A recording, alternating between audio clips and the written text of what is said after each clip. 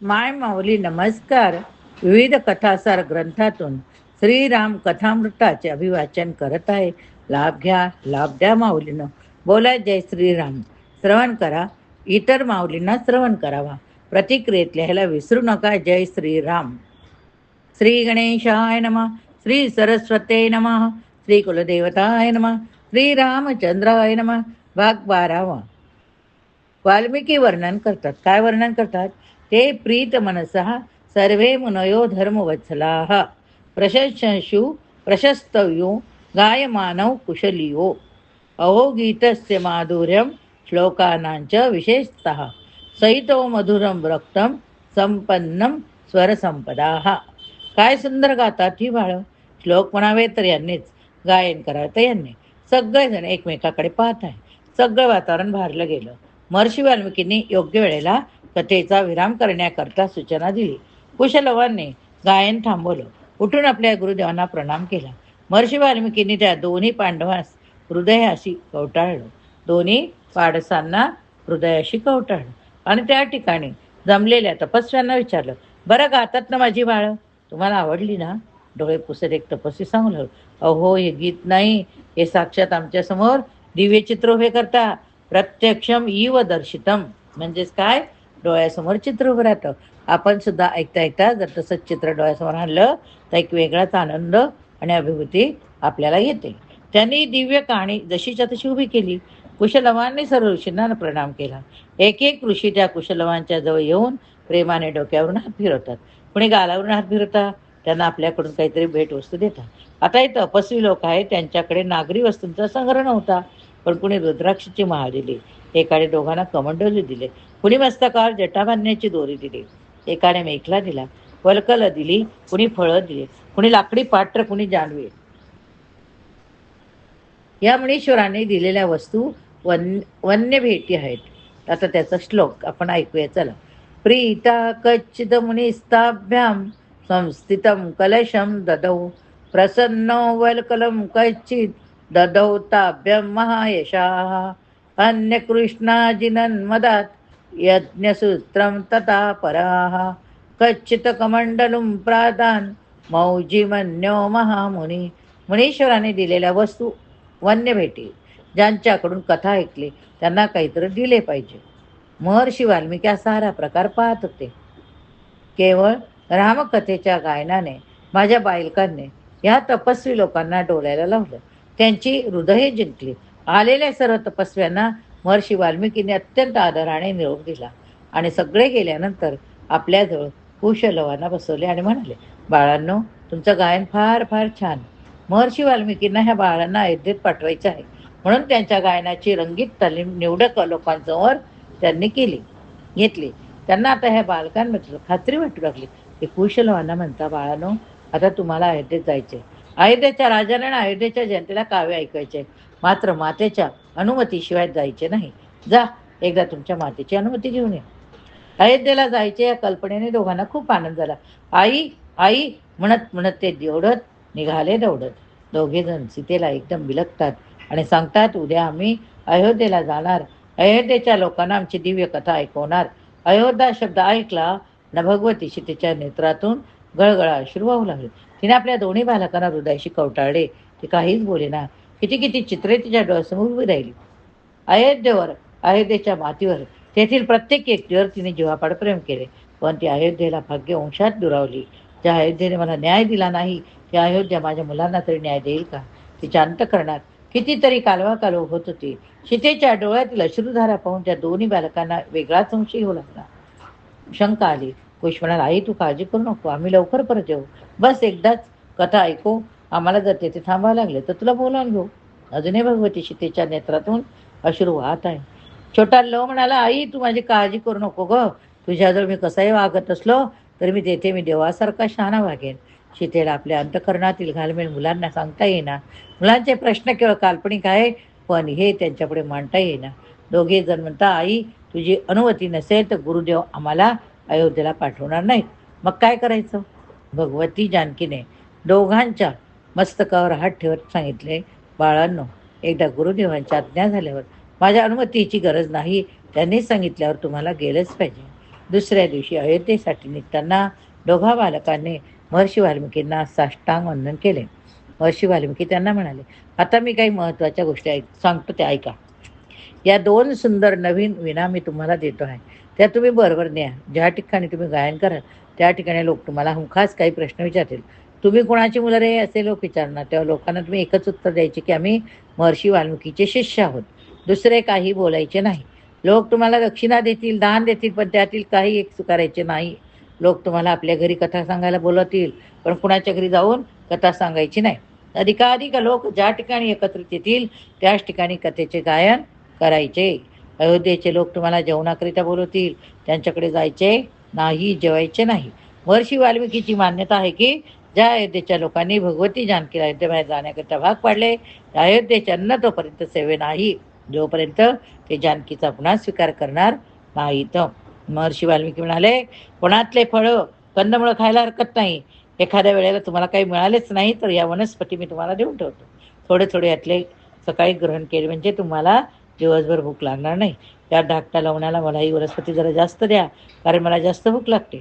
वाल्मिकी पुढे त्यांना म्हणता, बाळांनो, गाताना कधी कधी तुमचा गळा विस्वर होऊ लागेल. अशा वेळी मुळी तुमच्याजवळ ठेवा. ही मुळी तोंडात असली म्हणजे तुमचा गळा कधी विस्वर होणार नाही. महर्षी वाल्मिकी, भगवती सीता, आश्रमातील तपस्वी, साधक या सर्वांनी दोन्ही बाळांना प्रेमाने निरोप दिला. वाल्मिकीने त्यांना आशीर्वादपूर्वक सांगितले, गा बाळांनो, श्रीरामायण प्रभू रामचंद्राच्या नगरी जाऊन भगवती जानकीने मार्गातल्या सर्व वन्य देवतांना, अयोध्येच्या सर्व स्थान देवतांना, रामदेवतांना, कुलदेवतांना आठवून प्रणाम केला. आपल्या बाळांचे रक्षण करण्याची प्रार्थना केली. अत्यंत कातर अंतकरणाने दोघांना निरोप दिला. ही दोन्ही बालके मोठ्या उमेदीने निघाले. कुश लवांचे गायन अयोध्येत. अयोध्येतील लोकांना रामकथा ऐकविण्याकरिता निघालेले 2 छावे वस्तुतः कशा करता चालले. दोन्ही बालकांनी ठाऊक नव्हते की आपण केवळ एक कथा गायण्याकरता निघालो नाही, तर आपण आपल्या मातेच्या कपाळावर असलेला एक भीषण कलंक कायमचं पुसून टाकण्याकरिता निघालो. म्हणून वाल्मिकी दिव्य काव्य रचनेला सीताचरित्र म्हणतात. अयोध्येत निघताना कुशलवांना ज्या सूचना त्यांनी दिल्या त्याचे रहस्य त्या बालकांना ठाऊक नाही. पण वाल्मिकींना अयोध्येचे जनमत बदलायचे होते. अयोध्येच्या जनमतापुढे मान टुकून प्रभू रामचंद्राने भगवती सीतेचा त्याग केला होता. भगवान श्रीरामांना काही सांगण्यापेक्षा अयोध्येतील लोकांनाच आपल्या मताचा पुनर्विचार करायला भाग पडावे, हा महर्षी वाल्मिकीचा मूळ हेतू आहे. एखाद्या राजाने सांगून किंवा एखाद्या नेत्याने सांगून जनमत बदलत नसते. त्याकरता लोकांच्या हृदयाला हात घालत घालत सत्यकथा पुढे ठेवावी लागते. या हेतूनेच महर्षी वाल्मिकींनी या दिव्य चरित्राची रचना केली. सीतेची पुनःस्थापना अयोध्येच्या सिंहासनावर करायची अशी प्रतिज्ञा त्यांनी केली. तेव्हा त्यांच्याजवळ प्रतिमा नव्हती, ब्रह्मदेवाचा आदेश देखील नव्हता, परंतु भगवती जानकीसाठी मला काहीतरी केले पाहिजे अशा प्रकारचा निश्चय एकदा त्यांच्या अंतःकरणाने केला. एक दिवस आपोआप देवर्षी नारद मुनी आले. त्यांनी त्यांना रामकथेची सूत्रे दिली. क्रौंचवधाच्या निमित्ताने ब्रह्मदेवाने त्यांची प्रार्थना जागी केली. प्रत्यक्ष प्रगट होऊन त्यांना रामकथा लिहिण्याचा आदेश दिला. धावत्याला शक्ती येई आणि रस्ता सापडे. एक केवळ निश्चय हवा की मला हे सत्कार्य करायचे आहे. प्रकृती आपल्याला सहकार्य करायला तयार आहे. वाल्मिकीचे अंतःकरण निर्मळ होते, भाव प्रबळ होता, म्हणून सगळे योग जुळून आले. यश अशा माणसाला पायाशी लोळण देते. आज त्यांनी घडवलेले 2 दिव्य बालक अयोध्येमध्ये आपल्या मातेला न्याय मिळवून देण्यासाठी पोचले होते. या बालकाला अत्यंत मधुर गायनाने अयोध्यावासियांचे कान एकीकडे तृप्त होत आहे, दुसरीकडे अतृप्त राहत आहे. त्यांच्या दिव्य गायनाने अयोध्येतील लोकांची अंतःकरणे भरावली गेली. आपण जे ऐकत आहोत त्याचा आपल्याशी काहीतरी संबंध आहे, आपल्या विचारसरणीपेक्षा हे वेगळे आहे, त्यांच्या लक्षात आले. ह्या कथेतील गोडवा अद्भुत आहे हे त्यांना जाणवले. ही दोन्ही बालके एखाद्या चौकात उभी राहतात आणि रामचरित्र गाऊ लागतात. आपली कामदाम विसरून लोक अवाक होऊन ते ऐकू लागतात, ऐकत राहतात. ऐकताना त्यांचे डोळे पाणावतात. गाती मुले पुढे चालू लागतात. वेड्यासारखे, काही संमोहित झाल्यासारखे लोक त्यांच्या पाठोपाठ चालत राहतात. घोळक्यांमध्ये ही मुले गात पुढे जात राहतात. संपूर्ण अयोध्येचे वातावरण विचित्र झाले. लोकांच्या लक्षात आले की करुण कहाणी आपली कहाणी आहे. आपल्या हृदयाला हात घालणाऱ्या या कथेशी आपला काही संबंध अयोध्येमध्ये कुशलवाच्या कथा गायनाची चर्चा सुरू आहे.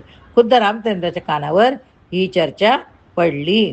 आता बघूया कुश, लव व रामांना भेटतात. चला डोळ्यासमोर चित्र आणूया. राम दिसतायत, कुश आणि लव त्यांच्यापुढे गेले, नमस्कार केलाय. श्री भगवान रामचंद्र एके दिवशी आपल्या निवासस्थानी बसले असताना योगायोगाने त्याच वेळेला महालाच्या बाहेर कुशलवाचे गायन चालू होते. या गायनाचे स्वर भगवंताच्या कानावर गेले. दोन्ही बालकांची त्यांनी केवळ नावे ऐकलेली होती, पण आता जेव्हा हे स्वर त्यांच्या कानावर आले तेव्हा त्या स्वरांनी त्यांच्या हृदयाला हात घातला. कालिदासाने म्हटले, मा स्थिरानी जनांतर सौदानी. एखाद्या व्यक्तीकडे पाहून आपल्याला उगाचच द्वेष वाटतो, तेव्हा गेल्या जन्मीचे ते वैर असते. केव्हा तरी कुठेतरी संघर्ष झालेला असतो, जेथे दुसऱ्या जन्मातले प्रेम वैर सुद्धा आपल्या जन्मातील भावभावना त्याच्यावर परिणाम करते. तेथे भगवंताचा तर या बालकाशी या जन्मांतरात संबंध आहे. प्रभूंनी केवळ दुरून ते स्वर ऐकले, त्याच्या अंतःकरणाची विना एकदम छेडली गेली. भगवंताने लक्ष्मणांना बोलावून सांगितले, लक्ष्मणा, मला या दोन्ही बालकांचे गाणं ऐकायचे आहे, तू त्यांना बोलवून आण. लक्ष्मणाने भरत त्या दोन्ही बालकांजवळ जाता भोवताली लोक जमलेले दोन्ही बालकं गात आहे. लक्ष्मणाने दोन्ही मुनी कुमारांना प्रणाम करून म्हटले, आमच्या दादाने तुम्हाला दोघांना महालात बोलावले, त्यांना तुमच्या गोड कथा ऐकायची. तर कुश काय म्हणाला, आमच्या गुरुदेवाची आज्ञा आहे की कुणाच्या घरी जाऊन आम्ही कथा गायची नाही. लक्ष्मण म्हणाला, अरे पण तुम्हाला कल्पना आहे का, माझा दादा कोण?